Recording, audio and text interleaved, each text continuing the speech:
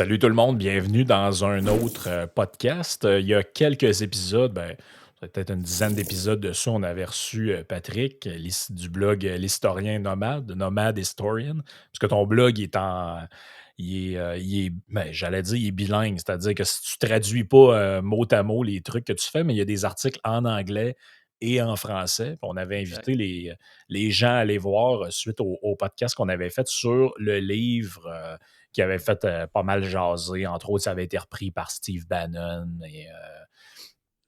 sur, dans le fond, les cycles générationnels.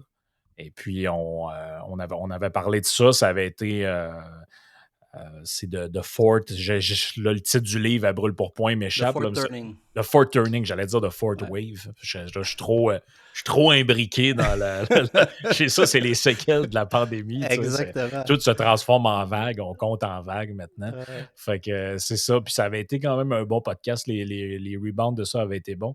Fait qu'on s'est dit, Good. on va remettre l'expérience, mais on parlait d'un autre de tes textes. Cette fois-ci, qui n'est pas sur un.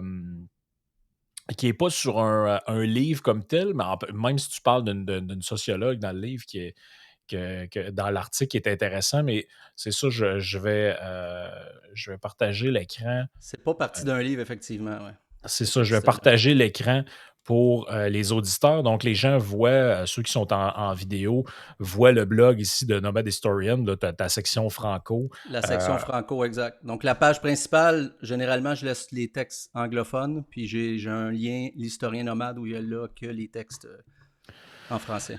Exact. Puis tu avais écrit aussi un autre texte, on pourra peut-être en parler là, si on a le temps, là, que j'avais trouvé intéressant. C'est sur est-ce que la religion est évitable, dans le fond, ou est-ce que c'est un. Ça, il y a plein de trucs qui ont été écrits là-dessus, un peu là, dans Mm. l'histoire des idées sur justement comment. euh, En fait, l'humain, puis c'est même le titre d'un livre de philosophe qui s'appelle Arthur Schopenhauer, c'est l'humain a un besoin métaphysique. Exact. Et Ouais. quand ce besoin-là n'est pas comblé, il va chercher à le combler par autre chose. Ça, je pense que je ne sais pas si je me souviens plus si tu l'abordes précisément là-dedans, là, puis qu'est-ce que les trucs psychologiques plus récents racontent là-dessus. Mais je trouve que on le voit en fait presque à tous les jours. Tu sais, depuis que bon, la religion chrétienne, catholique prend de moins en moins de place dans la société et ça a été remplacé par toutes sortes de ce que Bock-Côté appelait à un moment donné dans un de ses bouquins les nouvelles religions urbaines. C'est-à-dire, Mhm. bon, là, on remplace ça par un petit peu de véganisme, un petit peu d'écologie, un petit peu de collier de noisetier, un petit peu de. Tu sais, on mélange un peu tout ça ensemble, puis ça donne une espèce de spiritualité à la carte. Là, avant, tu ne trouvais pas ça, là, tu sais, des gens qui sont un peu bouddhistes, un peu vegan. Tu sais, là, on mélange toutes sortes de. On mélange toutes sortes d'affaires. Puis à mon avis, c'est pour combler un genre de besoin, en fait, là, qui est inhérent à la condition humaine. Je ne sais pas ce que tu en penses avant Ouais, ben c'est un sujet qu'on qui arrive. m'intéresse particulièrement. Là. Tu sais, j'ai beau avoir un blog qui s'appelle L'Historien Nomade.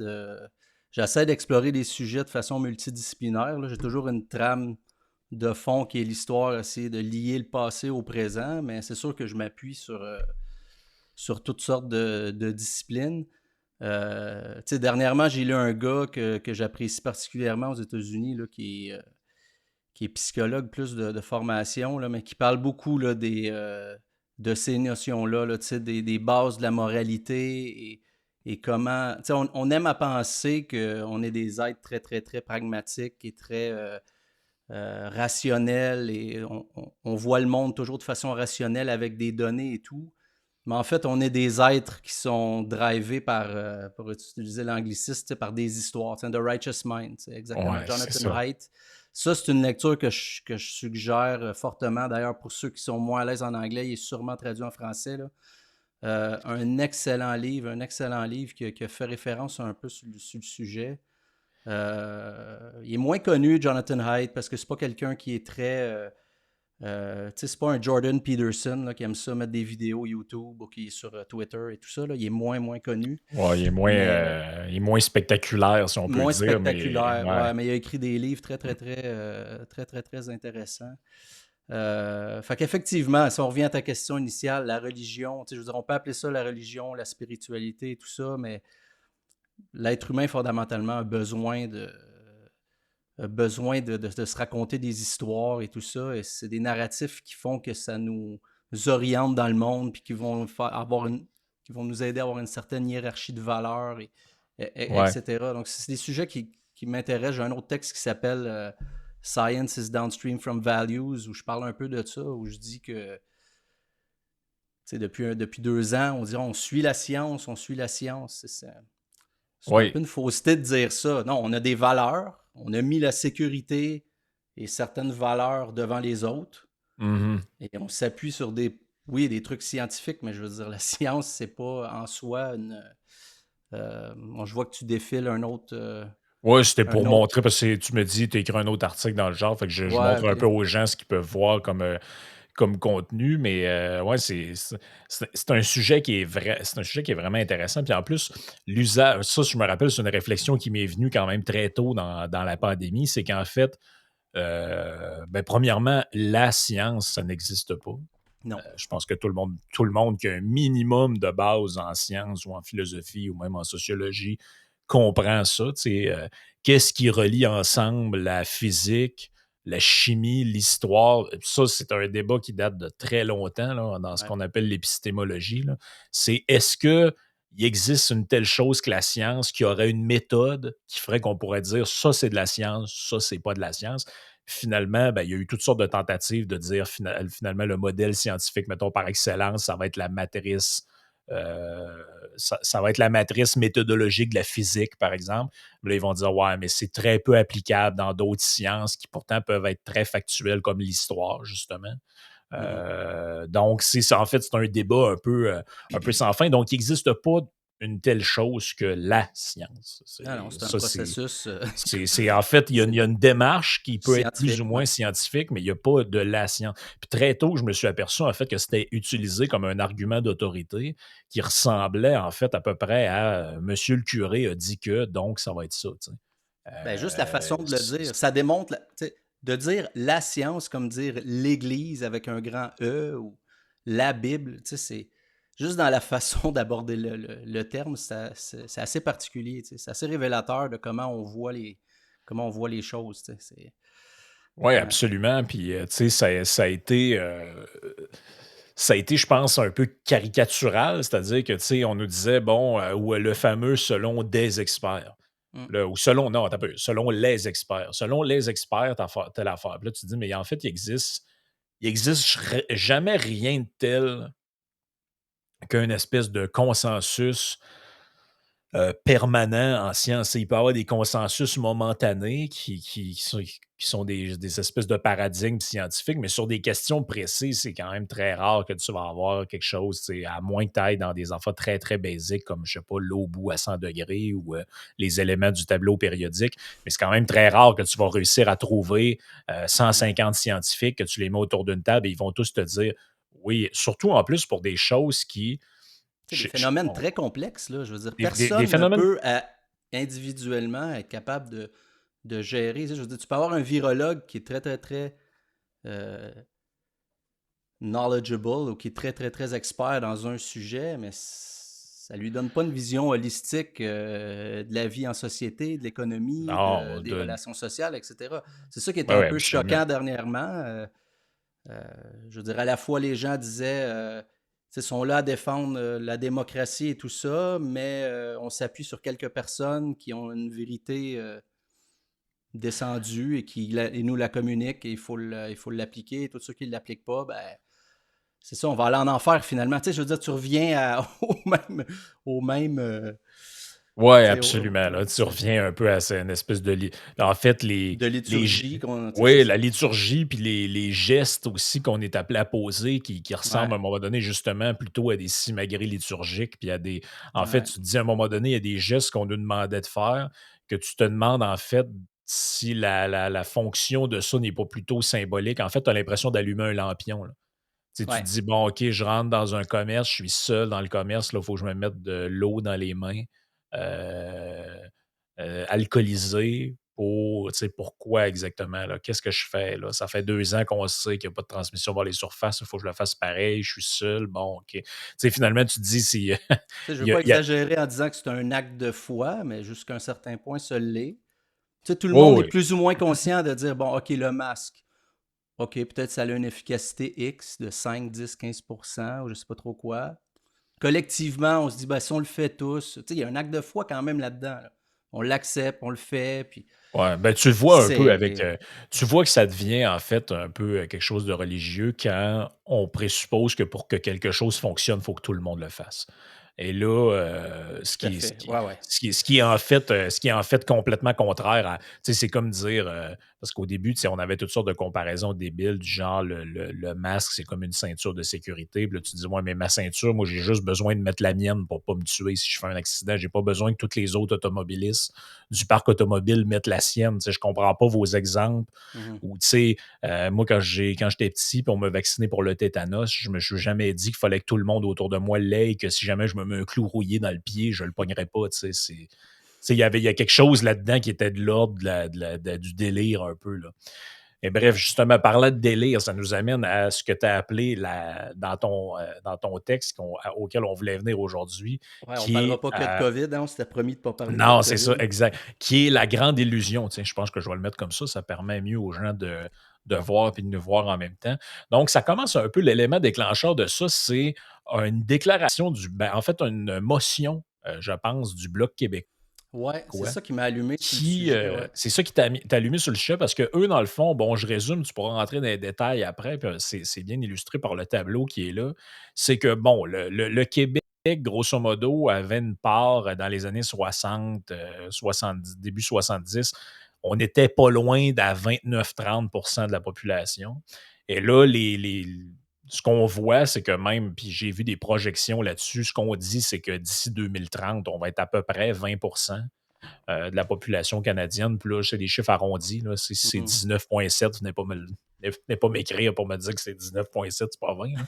Mais c'est des chiffres que j'ai en mémoire. On Donc, voit on la voit une tendance, là, certaine. de toute façon, On il n'y a voit, pas de... c'est ça, on voit la tendance. Et là, ben, dans le fond, il y a un processus un peu comme aux États-Unis. Tu sais, aux États-Unis, pourquoi il y a genre trois élus en Alaska, puis il y en a, je sais pas, 45 au Texas, ben, c'est parce qu'il y a plein de monde au Texas, pas un chat en Alaska. Donc, il y a un système comme ça au Canada. Donc, l'Ontario et le Québec ont beaucoup de députés. Mm. Et le reste du pays ont, bon, des députés aussi, mais tu sais, à l'île du Prince-Édouard, tout le monde comprend qu'il n'y en a pas beaucoup. Terre-Neuve aussi. Mais bon, il y a un système de représentation qui est calculé, qui est recalculé, je pense, c'est au quoi, aux 5 ans, quelque chose comme ça, aux 10 ans, je ne Ouais, je sais pense que plus. c'est plus aux 10 ans, ouais. Ouais. Donc, à chaque fois qu'en fait, ça doit fonctionner avec le recensement. Donc, quand ils Mhm. font des recensements, on redécoupe la carte. Et puis là, dans le fond, l'enjeu, c'est que le Québec, je pense qu'il y en a 78, passera à 76 ou quelque chose comme ça. Bref, Ouais. on perdrait un ou deux élus, puis ça va éventuellement s'accélérer. Tu sais. C'est pas impossible de penser qu'un jour, il y en aura 65 ou 60. Et là, ça a fait en sorte que le Bloc québécois, en fait, est complètement déchiré sa chemise. Puis je te laisse expliquer un peu la suite de ce qu'il demande, en fait. Là. Ouais, ben exact. Tu sais, au moins, au-delà des chiffres exacts, puis de la, tu sais, de la part de la population du Québec et tout ça, c'est pas quelque chose, je veux dire, je suis au quotidien, puis qui m'importe tant que ça. C'est juste que quand j'ai vu qu'ils ont déposé cette motion-là, je me suis dit, coudonc, je veux dire, les nationalistes québécois, encore une fois, on revient tout le temps, j'ai l'impression, depuis. Puis on dirait que ça s'accélère depuis la défaite de 95, là, ça fait plus de 25 ans. Là. On dirait que la notion derrière leur demande tout le temps, c'est toujours on a des droits acquis. Tu sais, on a perdu deux fois, en gros. On n'a pas fait l'indépendance. On n'a pas eu le courage de faire l'indépendance. On a voté contre. Mais c'est pas grave. On a comme une espèce de, de droit qu'on devrait nous reconnaître, indépendamment de notre population ou de notre poids réel et tout. Puis mon député, Luc Thériault, là, que je te disais en introduction avant qu'on enregistre, qui est un de mes anciens profs de philo, quelqu'un pour qui j'avais de l'estime et tout ça, puis qui était. C'était un nationaliste, mais je veux dire, je le trouvais, j'avais toujours trouvé qu'il était droit dans ses bottes, puis qu'il voyait Ouais, c'est ça. tu sais, je trouvais qu'il faisait partie de l'école des pariseaux de ce monde, là, qui, à l'époque, tu sais, ils comprenaient le jeu de pouvoir, puis la balance des pouvoirs, puis avant l'indépendance, il allait en France pour essayer d'avoir une assurance comme quoi on allait nous reconnaître. Bref, des trucs de la réelle politique. Et là, quand je lis, je vais vous le lire, un Luc Thériault qui est mon député, il dit, par rapport à la motion qu'ils ont déposée, là, de s'assurer qu'on ait un minimum de députés de représentation au Canada, Luc Thériault dit ce qui suit. Il dit, à chaque fois, c'est la même chose. On prétend reconnaître le Québec comme une nation, mais on ne se gêne pas pour diminuer son nombre de sièges ensuite. On ne peut pas réduire le poids politique d'une nation à une simple équation mathématique. Mais, mais sur quelle base il peut affirmer une telle chose? Je veux dire, c'est Ouais, sur quel sur quel principe, en principe fait, là? démocratique? Je veux dire, on ne peut pas à la fois se prétendre de grands démocrates puis dire ben, la souveraineté du Québec, éventuellement, on va le faire de façon démocratique. C'est les gens qui vont choisir. Quand on aura une majorité, on va demander. Tu vois, et dire des choses semblables, tu sais, c'est presque Parce que que. rendu là, en fait, les autres, parce que, tu sais, on a tendance à penser que, bon, il y a le Québec et le ROC, là, le Rest of Ouais. Canada. Mais mettons, les Albertains, eux autres, se voient comme une société aussi, à la toute limite d'autres provinces, les provinces maritimes. Puis, tu sais, en fait, tout le monde pourrait dire, ouais, mais en fait, nous, on était là avant les Manitobains, on a fondé telle affaire. Fait que nous autres aussi, on veut des droits, ben, pas ancestraux, mais tu sais, reconnaître une certaine primauté ou, tu Mhm. sais, mettons, Ah oui. mettons aux États-Unis, je sais pas, les Texans pourraient dire, ben, nous, on était une république avant de se joindre aux États-Unis, donc on veut un statut particulier parce qu'on fait pas partie. Puis de l'autre côté, tu as les États qui sont issus des 13 colonies qui vont dire, ouais, mais nous, dans le fond, on veut toujours avoir un petit peu plus de députés que les autres ou de représentants que les autres de manière historique parce que dans le fond, on est plus important que les autres, on était là avant. Tu sais, je veux dire, moi C'est. j'aurais pas de problème si la majorité des provinces se réunissent et disent qu'il faudrait un peu modifier notre système parlementaire, il faudrait peut-être s'aligner. Tu sais, comme aux États-Unis, tu parlais, c'est un peu la même chose, c'est selon la proportion pour la Ouais, Chambre des représentants, mais le Sénat, c'est 2 sénateurs par État. C'était justement une ouais. façon de contrebalancer le fait que, bon, il y a des grosses Contrebalancer, c'est villes, ça. des États plus populeux qui ont plus de pouvoir, fait que ça fait un check and balance et tout ça. C'est Ça, c'est le ça. système américain, donc.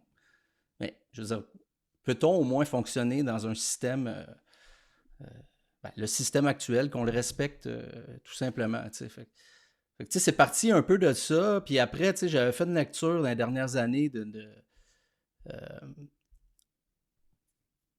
d'une sociologue qui s'appelle Geneviève Zubriski. Là, je ne sais pas si je le prononce correctement.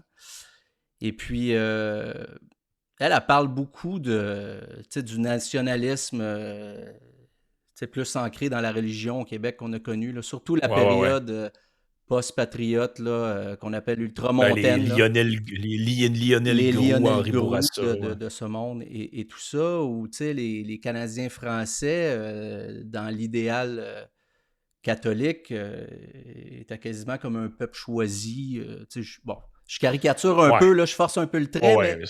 en gros, c'était ça, tu sais, comme Saint-Jean-Baptiste avait été choisi comme le saint des Canadiens français, Ouais, ben, et une genre de destinée une manifeste, genre là. de destinée manifeste auquel je fais référence, puis tu sais, je peux pas m'empêcher de penser que derrière, tu sais, c'est quasiment comme si, tu sais, ça se fait de façon inconsciente, évidemment, aujourd'hui, tu sais, par les nationalistes, mais quand on a ça en tête, puis on les écoute parler aujourd'hui, on peut pas faire autrement que de penser, de dire, c'est comme si, c'est comme ancré en nous, on a comme une, une destinée, on a comme un droit acquis sur le territoire. On peut faire ce qu'on veut.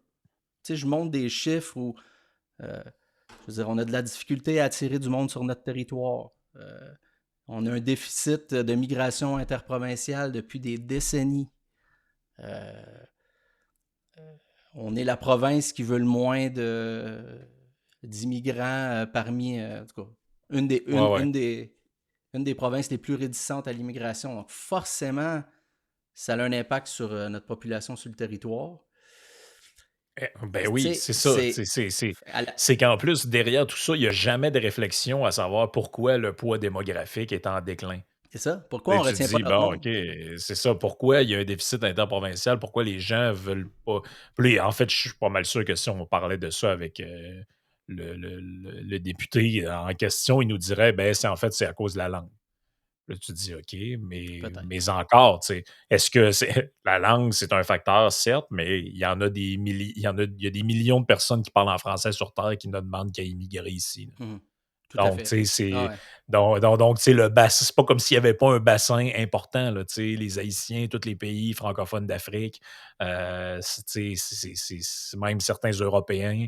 Donc, la francophonie, c'est quand même grand, là. Tu sais, c'est pas comme si, tu sais, si on parlait, je sais pas moi, une langue, si on parlait le russe, je te dirais, ouais, je comprends que c'est difficile d'attirer Mmh. des gens qui viennent d'Amérique du Sud, ils comprennent pas notre langue, mais tu sais, on parle quand même une langue internationale qui est Mmh. répandue quand même ailleurs dans le monde. Donc, tu sais, oui, la langue, ça peut être un facteur, mais tu sais, est-ce que les lois, les différentes lois qu'on a, la fiscalité, non, c'est comme s'il n'y a jamais de réflexion là-dessus On veut pas de importante. dynamisme, tu sais, c'est ça qui est étrange quand même. Il y a comme une espèce de blessure, tu sais, depuis l'exode massif des Canadiens français aux États-Unis, là, à Ouais, partir de la fin du 19e, début 20e. C'est pas parler, ça. Tu sais, je veux dire, c'est quand même sérieux dans notre histoire. Tu sais, je veux dire, c'est énorme, là, le nombre de personnes qui sont parties et qui sont jamais revenues. ouais. T'appelles ça Euh, dans ton texte la saignée démographique, puis ben, c'est justement, une tu parles. saignée. Je veux dire, tu analyserais un tel phénomène historique dans un autre pays, puis t'en ferais un livre, t'expliquerais à quel point ça a été tu sais, dévastateur pour le dynamisme économique c'est quand même énorme. Tu sais, je veux dire, aujourd'hui, je pense que j'ai lu dernièrement qu'il y a 2 millions ou un peu plus de 2 millions de Franco-Américains juste en Nouvelle-Angleterre qui descendent des gens qui ont immigré, des Canadiens français qui ont Ben, immigré. je Tu sais, pense puis il n'y a plus de lien, que il y a plus de lien émotionnel ou il y a plus de. Tu sais, on ne parle pas de la diaspora canadienne-française. C'est comme si on les avait. Tu sais, comme. Il y a pas de lien. ouais. Il y Ben a plus ça, de lien ça. historique entre nous. C'est quand même Non. étrange. Tu sais, Mais je trouve ça ça, je dommage. pense que c'est beaucoup né aussi de l'arrivée du terme, avec l'arrivée du terme québécois, là. C'est-à-dire qu'avant, mettons, avant la Saint-Jean-Baptiste, c'était la fête des Canadiens Des français. Canadiens. Mm. Donc, si tu es un Albertain et tu parles français, la Saint-Jean-Baptiste, c'est ta fête autant que quelqu'un qui vit au Québec. Mais c'est devenu avec le temps la fête des Québécois. Puis en fait, Ouais. on a même, tu sais, même j'entendais des gens dire des fois, mettons, ils voyaient, tu sais, parce que je sais pas, moi, ils voyaient un groupe de musique francophone ou un joueur de hockey francophone. Et puis là, tu sais, tu as tendance par nature à dire, ben, Il tu est sais, il est québécois. francophone, il est né au Canada, il doit être québécois. Puis là, tu as toujours quelqu'un pour te dire, non, non, mais c'est pas un Québécois, Il est franco-manitobain. il est franco-manitobain ou franco-ontarien. Puis tu sais, tu te dis, ben, à quelque part, c'est le sens pour les gens du mot québécois, c'est ça, Mm, c'est un Canadien francophone. C'est pas juste quelqu'un qui vit au Québec, là. mm. Tu sais, ça avait une notion, justement, comme tu dis. Puis je pense que tu la Nouvelle-Angleterre, mais tu as le New Hampshire aussi, de mémoire, où il y a énormément de gens qui sont d'origine canadienne-française, là, Ouais, ouais, suite, ouais. justement. Tu sais, il y a en fait beaucoup d'États qui sont au nord, au nord-est des États-Unis. Mais c'est Il y a ça. beaucoup d'Américains, beaucoup de Franco-Américains, là, juste parenthèse rapidement, je ne sais pas si tu as remarqué, là, mais il y a comme pas une renaissance, là, mais il y a des descendants des Canadiens français qui ont parti des petits podcasts comme ça, qui essaient de relater un peu l'histoire parce que tu sais, pour plusieurs d'entre eux, ils ont juste à remonter à leurs grands-parents qui parlaient juste français quand ils C'est allaient ça. voir à Pâques puis à Noël, puis eux, ils parlent pas français aujourd'hui parce que bon, ils ont passé leur vie à étudier en anglais et tout, mais tu sais, c'est dans leur famille, ils sont proches, ou là, ils veulent réapprendre le français, ou ils veulent juste comprendre, tu sais, je veux dire, d'où ils viennent, pourquoi leurs grands-parents sont venus dans le New Hampshire ou dans le Maine ou à Ouais, c'est Lowell, ça. C'est Massachusetts, ou ça. peu En importe, tu sais. Louisiane, peu importe, là. Ouais, Tu sais, exact. c'est ça, tu as toute cette histoire-là. Puis, tu sais, avant qu'on commence, c'est ça, je te disais, le côté le plus drôle de tout ça, le plus contradictoire, c'est que, bon, OK, là, d'un côté, on a les représentants, entre guillemets, du Québec à Ottawa, qui est le Bloc québécois. Et eux revendiquent, bon, que, en fait, le Québec, il y a une genre de clause grand-père qui ferait que, bon, même si un jour on est 10% de la population, on va toujours avoir 25% des députés parce qu'on est le peuple, l'un des deux peuples fondateurs, on est reconnu comme nation, etc. Bon, OK, parfait.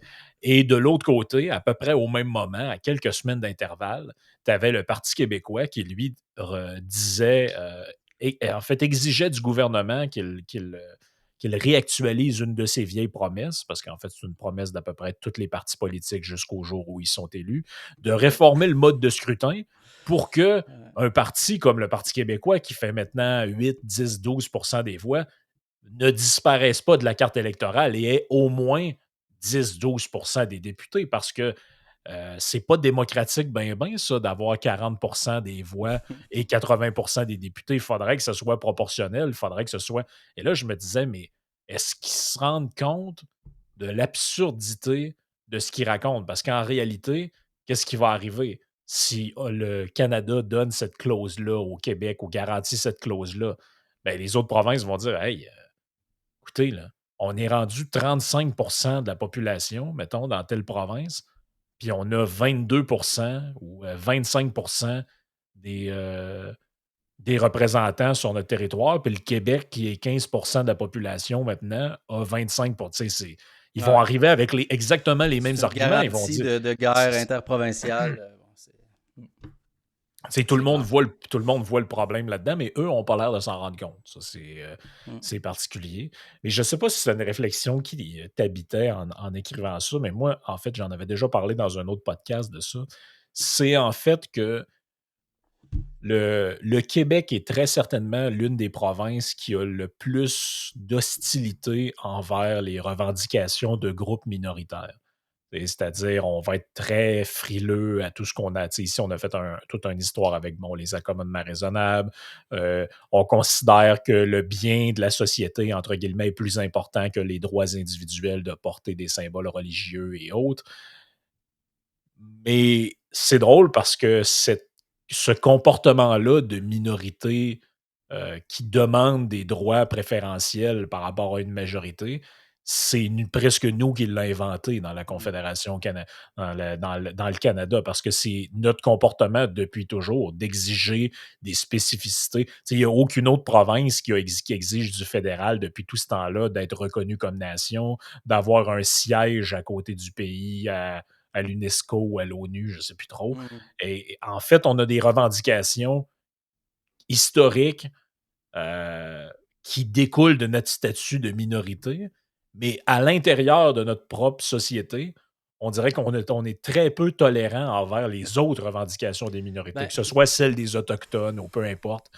En fait, moi, j'ai tout le temps trouvé qu'il y avait quelque chose. C'est pourtant, s'il y a une place où on devrait être sensible à ça et se dire, ben écoute, je sais pas, moi, par exemple, que les conseils de bande du Québec exigeraient ou demanderaient à avoir, mettons, des représentants à l'Assemblée nationale en fonction du poids qu'ils sont dans la population, moi, je le comprendrais. Je dirais, ben, il y a quelque chose d'historique là-dedans. Il y a c'est un acte de bonne foi, mais il y a des gens qui sont complètement fermés à ça, alors que d'un autre côté, c'est ce qu'ils revendiquent pour nous-mêmes. ben, Quelque chose de moi, j'ai paradoxal là-dedans. réfléchi longtemps à ça, puis ce que je peux te dire, c'est que mon feeling, c'est que on réalise pas que, en fait, on aime dire que nous, on n'est pas une philosophie politique anglo-saxonne. Tu sais, qu'on s'accole Ouais, plus, ouais, où le ouais. collectif est un peu plus important que les libertés individuelles et tout ça. On penche plus vers des modèles comme la France et tout ça. Mais on n'est pas l'État français. OK?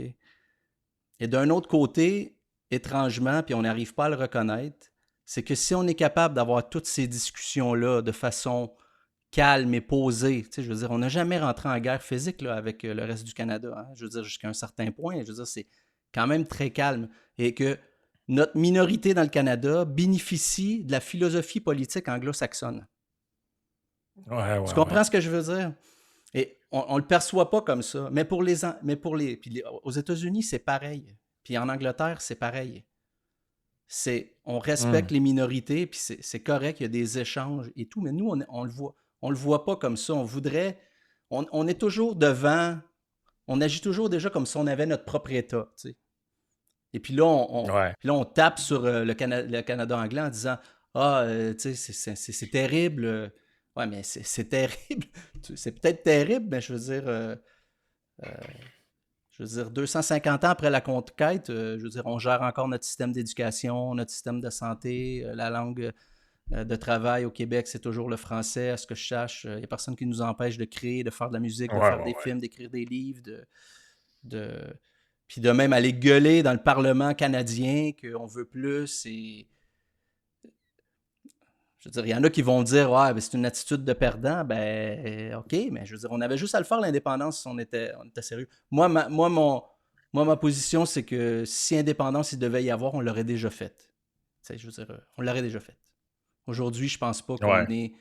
qu'on va arriver là. Et heureusement, dans un sens, je trouve qu'on vit dans un des régimes politiques les plus tolérants au monde, qui est le régime parlementaire à la britannique. Et on en Mhm. bénéficie beaucoup plus qu'on aime l'admettre. C'est ma position. Mm. Tu fais un peu le lien dans toute cette affaire-là avec la Révolution tranquille, puis t'écris une première étape, ce serait de reconnaître que la Révolution tranquille n'a pas chassé et nettoyé la totalité du récit qui a caractérisé le Québec pendant si longtemps. Oui, les Québécois auront déserté la pratique religieuse à vitesse grand V, mais d'autres idéaux issus des mouvements sociaux-démocrates des années 60 auront vite été érigés en vaches sacrées, créant ainsi un nouveau voile. Puis j'aurais pu rajouter une nouvelle grande illusion. Ouais. Euh, Ouais. c'est. Ben, en fait, tu fais référence à un thème qui a déjà été abordé quelquefois. Tu sais, c'est l'idée que, en fait, le, on chasse un dieu pour le remplacer par un autre. Mm. Puis ça nous ramène un peu à ce qu'on disait au début avec le Is religion inevitable? Mm. Mais c'est un peu ça, c'est-à-dire que, bon, la Révolution tranquille, on s'est fait à croire qu'on passait de l'obscurantisme à l'athéisme, puis maintenant, on était tous. Puis ça, il y a différents sondages qui sont faits des fois sur les croyances, puis bon, les Québécois, majoritairement, contrairement aux autres provinces, se disent soit agnostiques ou non-croyants. Mhm. Tu sais, il y a une bonne proportion, mais en même temps, moi, la question que je pose, c'est toujours non-croyant de quoi? Ouais. Tu sais, en quoi vous croyez pas et en quoi vous croyez? Parce que moi, je serais prêt à mettre ma main au feu que si on posait la question différemment, du genre, avez-vous, oui ou non, durant votre vie, été chez une voyante? Ou vous êtes-vous déjà fait tirer les lignes de la main? Mhm. Ou lorsque vous perdez un objet, est-ce que vous priez Saint-Antoine? Tu sais, ce genre de patente-là. Ah, puis Tu sais. c'est pas obligé Euh, d'être. Je veux dire, ça dépend à quel hôtel on est prêt à se prosterner. Je veux dire, ben tout le monde a des absolument. croyances. Je veux dire, c'est pas obligé d'être aussi flyé qu'une liseuse de bonne aventure. Tu sais. C'est. Non, mais tu sais, quand tu écoutes les gens parler, c'est comme ils voient les gens, mettons, qui arrivent d'ailleurs, puis qui sont musulmans ou juifs ou peu importe. Ils voient ça, ou tu sais, ils regardent aux États-Unis, puis là, ils voient des gens pro-vie ou peu Mhm. importe. Puis ils sont comme, mais mon Dieu, c'est des gens qui sont retardés par le tonnerre. Ils croient en des vieilles affaires dépassées. Tout le monde le sait que la religion, c'est ci, puis c'est ça. Mais à quelque part, ma belle-sœur, elle me dit qu'elle est allée chez une voyante, puis elle est vraiment bonne. C'est ça. Tu sais, Tu sais. je l'ai entendu 1000 fois, ce truc-là. Mais alors qu'en Ouais. réalité, il y a pas, tu sais, je veux dire, si on fait une gradation de qu'est-ce qui est plausible ou pas d'un point de vue scientifique, C'est comme tu disais plus euh, tôt. Je veux dire, la même personne va te dire, ouais, mais si toi, tu te fais pas vacciner, moi, mon vaccin, il est pas aussi efficace. Tu sais, je veux dire, ouais, ouais. étrangement, là, on rentre complètement dans un autre sujet, tu sais, mais tu sais, moi, ce que j'ai constaté, là, pour faire une autre parenthèse, dans les 2 dernières années, tu sais, j'ai trouvé que les gens, étrangement, là, je veux dire, les gens qui étaient les plus groundés puis moins, qui n'ont pas complètement disjoncté avec la COVID, les mesures que les gouvernements ont mis en place, c'était souvent des gens qui étaient plutôt religieux de nature, honnêtement, tu sais. Je veux dire, je Ouais. constatais des gens aux États-Unis où comment dire, leurs valeurs, leurs fondamentaux n'avaient pas changé. Puis eux, ils voyaient les autres personnes agir, ils se disaient, coudonc, c'est des hystériques, là. Je veux dire, on est en train de faire n'importe quoi. On pense qu'on peut contrôler la circulation d'un virus. On pense qu'on peut empêcher X nombre de personnes de mourir si on applique telle mesure. Tu sais, je veux dire, si ça, c'est pas de la religion, je veux dire, je suis désolé, mais ça en est. Tu sais. Ça en Ouais. est. C'est croire en la science comme elle peut résoudre tous nos problèmes. Tu sais, je veux dire, je sais pas, c'est un phénomène qui fait que, je veux dire, on est peut-être rendu au bout du bout. Hein, je veux dire, Ouais. Mais Tu sais, quand on regarde ça, on se dit, bon, tu parlais on a parlé brièvement de l'histoire, bon, de la destinée manifeste du Québécois, Mhm, puis cette espèce de croyance-là. C'est comme le Québec, c'est une société particulière parce que c'est une société qui a des croyances dont parfois elle semble inconsciente. Mais d'un autre côté, tu sais, on a toujours entendu, bon, on est une société distincte, on est, on est différent, on est les peuples fondateurs, nous, on parle français, nous, on était catholiques au lieu d'être mhm, protestants. Donc, tu sais, c'est comme si en même temps, on a conscience et pas conscience de notre nature, de notre manière d'être. Et puis, il y a aussi un peu cette idée-là tout le temps, ça, je ne sais pas si tu l'as remarqué, moi, c'est quelque chose qui m'agresse au plus haut point, il y a cette idée que le Québécois, c'est une espèce d'être, comment je pourrais dire ça? Tu sais, quand tu écoutes les politiciens parler, ah, mais les Québécois veulent. ouais. Les Québécois pensent. Les Québécois sont d'accord avec. Là, tu te dis, mais est-ce que vous avez conscience que québécois, c'est une commodité de langage, là? Mais il n'y a personne qui a été sondé. Puis, tu sais, tout le monde a une opinion plus ou moins divergente. Ça dépend comment tu poses la question, ça dépend dans quel contexte, ça dépend de ci, ça dépend de ça. Mais on est tellement dans cette position-là, tu sais, comme de minorité qui revendique des choses que nos dirigeants ont tendance à prendre pour acquis que leur position est la nôtre. Heu, je sais pas si c'est quelque Ouais. chose que tu je sais pas si c'est quelque chose que tu as remarqué, mais j'ai l'impression que c'est plus marqué qu'ailleurs. Alors que, tu sais, mettons, si tu vas dans le reste du Canada, j'écoutais le dernier débat conservateur qu'il y a eu et tu sais, la manière dont les gens parlent, ils savent très bien qu'un Albertain, ça pense pas la même chose qu'un Ontarien. Ils savent très bien que, les gens qui travaillent dans telle industrie, dans des provinces de l'Est, sont pas nécessairement puis là, il y a beaucoup cette notion-là de unir.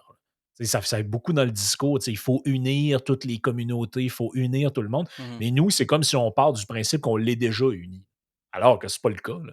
Il y a des gros clivages C'est entre les sûr. régions. Mais on est condamné à ça, Frank, je pense. Tu sais, je veux dire, notre récit national est construit sur des défaites, des échecs, une position de minorité et tout ça. Tu sais, dans un des premiers textes que j'ai écrits, tu sais, je me disais, tu sais, je conclus, puis j'essaie de paraphraser ce que j'ai écrit dans le temps, mais je veux dire, on est comme condamné à s'entendre ensemble, puis même si on s'entend pas, au moins à avoir comme une espèce de peinture dessus, puis dire on est tous pareils, puis on est une petite gang, puis je sais pas, moi aussi ça me tape Ouais. ses nerfs, moi aussi ça me tape ses nerfs, je veux dire, je suis Est-ce plus, que c'était dans ce personnellement. texte-là? Non, je pense que c'était dans un texte en anglais,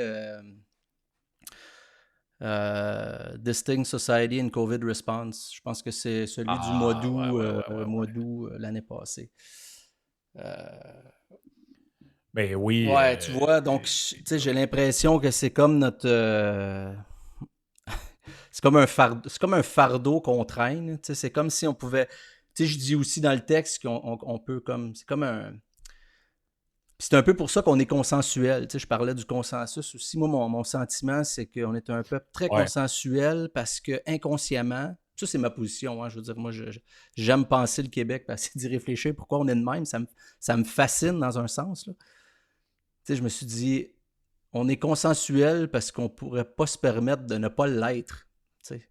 On est ouais. tellement, tu sais, on n'est pas arrivé à, tu sais, Ouais, c'est ça, c'est comme si on est incapable de dépasser ce stade-là, ce là, tu sais, stade-là. Ouais. puis même les phrases qu'on entend, tu sais, que des espèces de clichés, là, «né pour un petit pain», puis, Mm. les affaires qu'on entend, c'est comme si en même temps, c'est des phrases qu'on dénonce, mais c'est des phrases qu'on intériorise aussi, là. Ah ouais.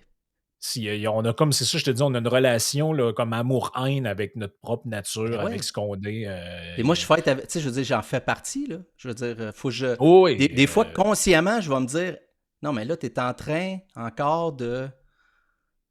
Tu sais, je veux dire, il y a eu des moments, des up and down pendant la COVID où tu sais, je le disais pas nécessairement à haute voix, mais je veux dire, j'intériorisais le fait que, ah ben, il faut ce qu'il faut, ou tu sais, c'est. sais, ce genre de comportement-là où non, non, non, attends, là, il faut pas ce qu'il faut. Là. Je veux dire, il y a des trucs qui doivent être critiqués, dénoncés, analysés, qu'on en parle. Je veux dire, moi, ça fait partie de moi. J'apprécie avoir ce genre de discussion-là avec toi parce que c'est Ouais. tellement rare qu'on peut faire ça dans notre société. Dans ma famille, c'est très rare. Euh, dans mon milieu de travail, etc. Je veux dire, moi, je m'abreuve de ça, puis je veux dire, j'apprécie que tu me donnes cette opportunité-là encore, on en discute, je trouve que c'est bien, mais veux pas, Ben t'as oui, parce raison, que c'est intériorisé chez nous, puis ça... ben, c'est intériorisé, puis en plus, on a une très faible capacité à l'autocritique, là. Tu sais, on va avoir tendance à. Puis là, tu sais, même ce qu'on raconte depuis tantôt, là, il y en a qui regardent ça ou qui écoutent ça, puis ils vont se dire ah, tu sais, ils font du Québec bashing. Ben ouais, Ou d'autres, ils vont dire ah, mais tu sais, ils nous voient comme différents, mais tu sais, on est pas mal pareil ailleurs. Tu sais, la fameuse phrase ailleurs, c'est pas pire. Ou ouais, c'est de même c'est partout. ça. Moi, le concept de c'est. Là, tu te dis, mais comment ça, de même, c'est de même partout? Non, c'est pas le Est-ce même que vous. partout. Voyons, c'est. Mais je pense qu'il y a, il y a un. Tu sais, le peuple canadien-français, c'est un peuple qui a mangé beaucoup de misère, là. Hmm. Tu sais, on a vécu, tu sais, ça a été l'extrême pauvreté, là, du début de la Ah ouais, c'est colonie clair, euh, c'est clair. jusqu'aux années 30-40, Ah là, tu ouais, sais.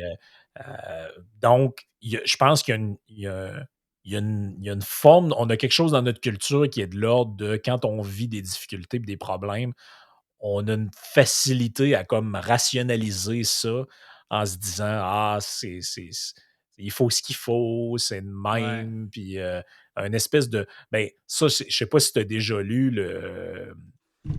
le livre «Les 36 cordes sensibles des Québécois», Non, mais sur j'ai lequel entendu ton podcast là-dessus ouais, récemment. C'est sur On c'est lit un des livre mixtes. de c'est un livre qui a été écrit dans les années 70 de mémoire, par un publicitaire, québécois qui justement étudiait un peu le comportement des Québécois via justement leur réponse à la publicité. Puis, tu sais, il en est venu à un des traits fondamentaux qui revient à beaucoup d'endroits dans le livre, c'est le fatalisme.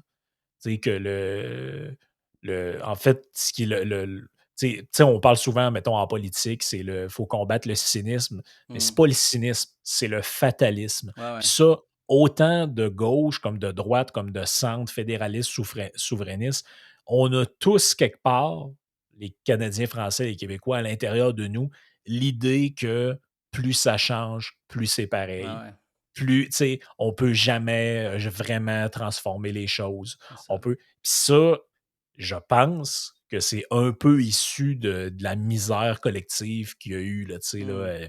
euh, on l'oublie, là, mais tu sais, la bataille des plaines d'Abraham, il y a quasiment la moitié de la population qui est morte là, à l'époque. Là. C'est pas énormément de gens parce qu'on était peu nombreux, là, mais tu sais, il y a combien d'autres populations sur Terre qui la moitié du monde est mort après une Ah, guerre. Là. exact. Puis suite Tu sais, à ça, il y a une bonne majorité des élites qui sont reparties. Puis, je veux dire, c'est, c'est quand même incroyable que, tu sais, jusqu'à un certain point, pour tous ses défauts, je veux dire, on est quand même dans une société euh,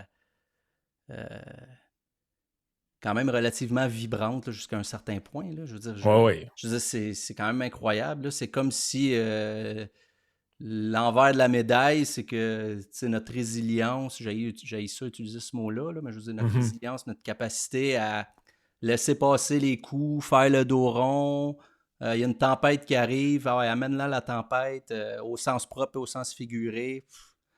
On en a mangé des coups avant, on va passer au travers. Tu sais, il y a quand même cette facette-là qui fait on est très malléable dans un sens. Tu sais. Je veux dire, on revient à ce qu'on disait. Tu sais, les Américains, qu'est-ce qu'ils disaient des Canadiens français qui allaient travailler dans des usines? C'est que les Canadiens français, là, ils chialent pas, ils rentrent travailler, Mhm. sont dans des conditions difficiles.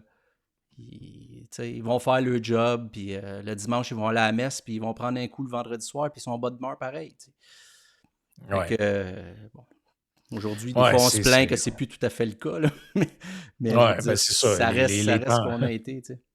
Ouais, c'est ça. Les temps changent, puis Ouais, les réputations aussi. exact.